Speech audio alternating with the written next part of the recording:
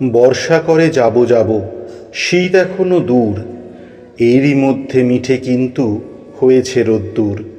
মেঘগুলো সব দূর আকাশে, পারছে না ঠিক বুঝতে ঝরবে নাকি যাবে উড়ে অন্য কোথাও খুঁজতে।